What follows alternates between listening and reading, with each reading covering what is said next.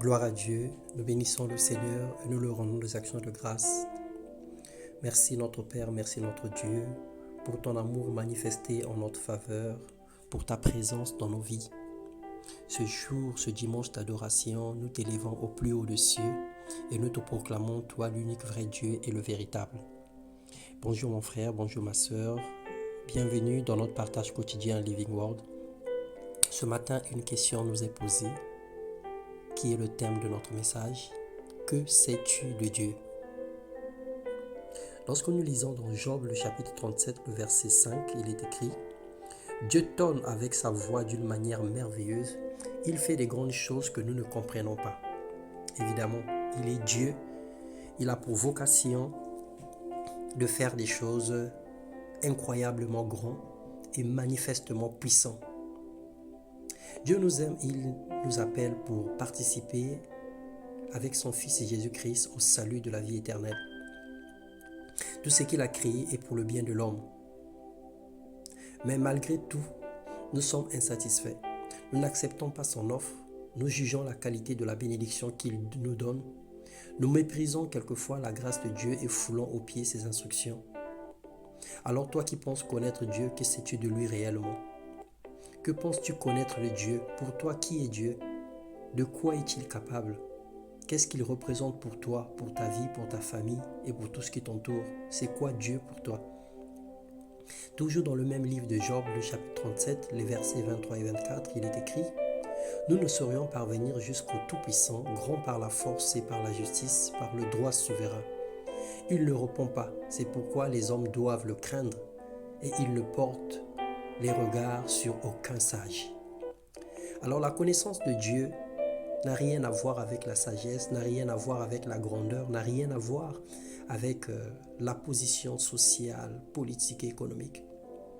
La connaissance de Dieu n'a rien à voir avec l'âge, n'a rien à voir avec les réalités présentes. En réalité, personne ne peut le connaître vraiment si le Saint-Esprit ne lui révèle sa puissance et son œuvre en nous. C'est le Saint-Esprit qui nous donne la capacité de connaître Dieu. C'est lui qui témoigne à l'intérieur de nous qui est réellement le Seigneur et Dieu. C'est par la grâce que nous sommes qualifiés dans sa présence. C'est par la foi que nous le connaissons. Nul ni personne n'a déjà vu Dieu, sinon le témoignage de l'Esprit de Dieu à l'intérieur de nous. Mais par contre, l'obéissance à sa parole révélée, qui est la Bible, la confiance aveugle à l'œuvre de ses mains, croire sans avoir vu, doit nous conduire à réaliser sa glorieuse présence et nous donner la connaissance de son amour. Connaître Dieu, c'est s'imprégner de sa parole, marcher avec elle et vivre pour elle, la répandre autour de nous et la pratiquer nuit et jour afin d'agir fidèlement selon tout ce qui est écrit. C'est alors que chacun réussira dans ses projets, selon Josué 1, 8 à 9. Alors que l'amour de Dieu soit manifeste dans nos vies, qu'il nous donne de trouver en lui la sagesse et l'intelligence renouvelées.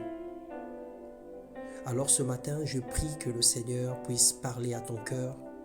Je prie que le Seigneur puisse mettre à l'intérieur de toi une force exceptionnelle, une foi inestimable, une puissance manifeste, afin que tu réalises à tout instant, à tout moment et à tout jamais que le Seigneur est Dieu et qu'il existe réellement.